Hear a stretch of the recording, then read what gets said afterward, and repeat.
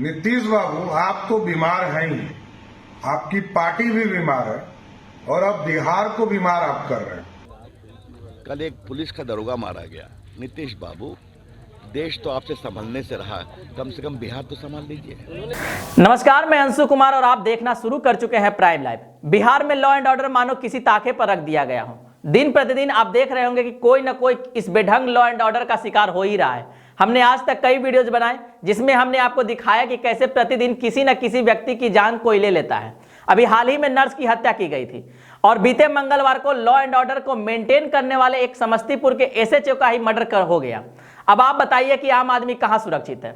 इन लोगों के पास तो काफी मात्रा में सुरक्षा भी होता है, फिर भी ये अपराधी के चपेट में आ जाते हैं। यानी आप यहां देख सकते हैं कि बिहार में अपराधी जो है पुलिस वालों से भी ज्यादा ताकतवर हो गया है। और आज जो ड्यूटी के दरमियान शहीद हुए हैं वो एक बेहद ही बेखौफ पुलिस वाला था जिससे अपराधी थर-थर कांपता था। ये इलीगल कुछ भी बर्दाश्त नहीं करते थे। एक ईमानदार पुलिस वाले की इस तरह से मौत हो जाना बिहार के लिए अच्छी बात नहीं है। कोई भी मामूली सा गुंडा के पास न जाने कहां से हथियार आ जाता है। यह तो कंफर्म है कि लाइसेंस वाली बंदूक नहीं ही होती होगी, तो फिर आती कहां से है। आज बिहार में कई ऐसे उदाहरण आपको मिल जाएगा जिसमें आपको पता चल जाएगा कि ये गन्स का इलीगल ट्रेडिंग के जरिए ही अपराधी खरीदते हैं और अपराधी जैसा व्यवहार भी करते हैं। इस पर पुलिस और सरकार को अंकुश लगाना बहुत जरूरी है। अब आपको खबर बताते हैं। बिहार के समस्तीपुर में पशु तस्करों की गोली का शिकार हुए शहीद एसएचओ नंद किशोर यादव का पूरे राजकीय सम्मान के साथ आज यानी 16 अगस्त को अंतिम संस्कार कर दिया गया। उनके अंतिम दर्शन के लिए भीड़ उमड़ पड़ी। उनके बेटे ने मुखाग्नि दी। 14 अगस्त को पशु तस्करों ने समस्तीपुर के मोहनपुर थाना अध्यक्ष नंद किशोर यादव की गोली मारकर हत्या कर दी थी। शहीद के पैतृक निवास से नम आंखों के साथ उनकी अंतिम यात्रा निकाली गई। इसमें हजारों की संख्या में लोगों ने हिस्सा लिया। शमशान घाट पर पुलिस बल ने अंतिम सलामी दी और शव पंचतत्व में विलीन हो गया। बता दें कि पशु तस्करों के साथ मुठभेड़ में नंद किशोर यादव की गोली लगी थी। बदमाशों ने उनके चेहरे पर गोली मारी थी। वह मोहनपुर ओपी पुलिस थाना के थानाध्यक्ष के पद पर तैनात थे। उनकी जाबाजी से इलाके के अपराधी थर-थर कांपते थे। काम के प्रति ईमानदारी और क्राइम के प्रति जीरो टॉलरेंस की नीति के कारण उनके कई दुश्मन भी बन गए थे।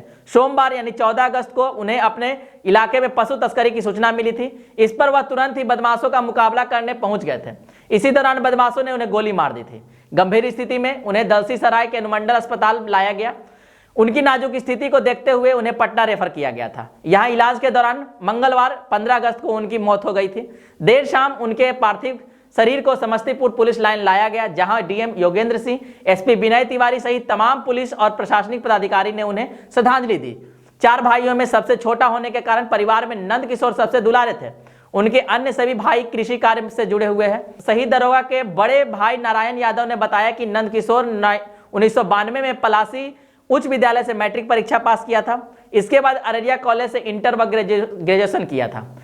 2012 में उनकी शादी जोकीहाट प्रखंड के बहारवाड़ी में अमृता यादव से हुई थी। दरोगा नंद किशोर कैसे व्यक्तित्व के थे, इस वीडियो के से आपको पता चल जाएगा। एसपी लोग जो है ना, हम बराबर जानते हैं ये कर्तव्यनिष्ठ है।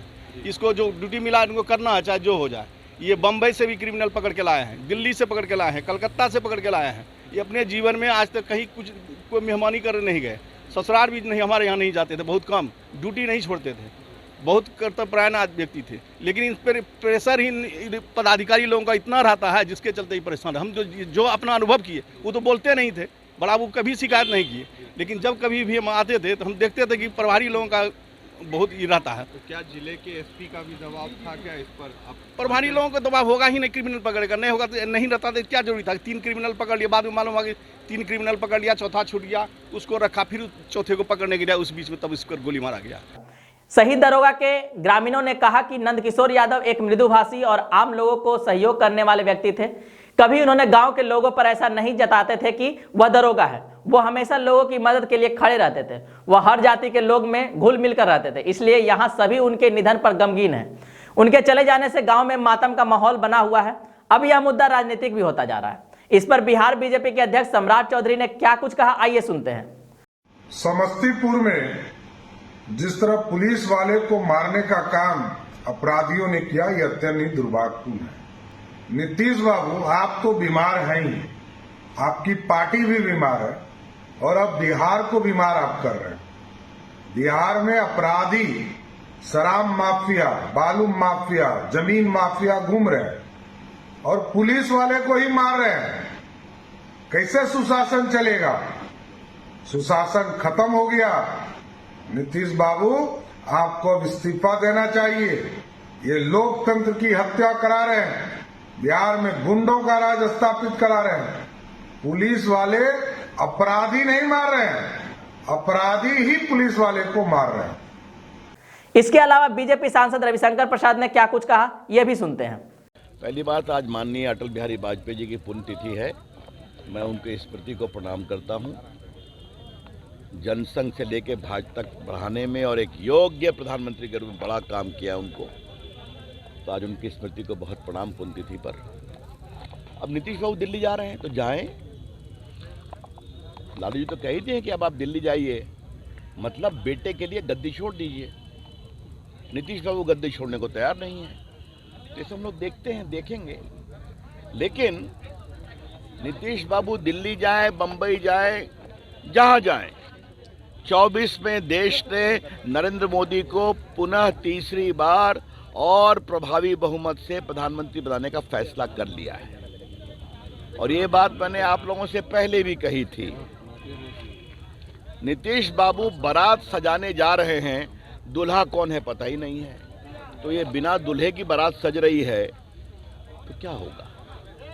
देश अब स्थायित्व चाहता है, देश ईमानदार शासन चाहता है, देश भ्रष्टाचार मुक्त शासन चाहता है। नीतीश बाबू आप कर पाएंगे? कल एक पुलिस का दरोगा मारा गया।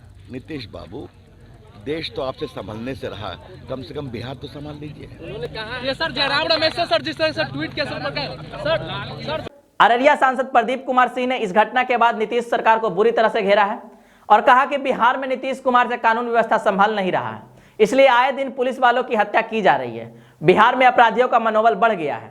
इससे साफ नजर आता है कि बिहार में कानून व्यवस्था एकदम चौपट हो गई है। जहां पुलिस वाले सुरक्षित नहीं है, वहां आम लोगों का सुरक्षा करने वाला कौन होगा? आज की वीडियो को यहीं पर समाप्त करते हैं। वीडियो को ज्यादा से ज्यादा लोगों के बीच शेयर कीजिए ताकि बिहार सरकार तक ये बात पहुंचे और पता लग जाए कि बिहार में लॉ एंड ऑर्डर की क्या स्थिति है। बोलने वक्त तो सब कहते हैं कि यहां बिल्कुल शांति है, पर वास्तविकता क्या है जो आप देख रहे हैं। बाकी वीडियो पसंद आ रही हो तो एक लाइक जरूर करें और अब तक आपने हमारे चैनल को सब्सक्राइब नहीं किया है तो सब्सक्राइब कर ले। धन्यवाद।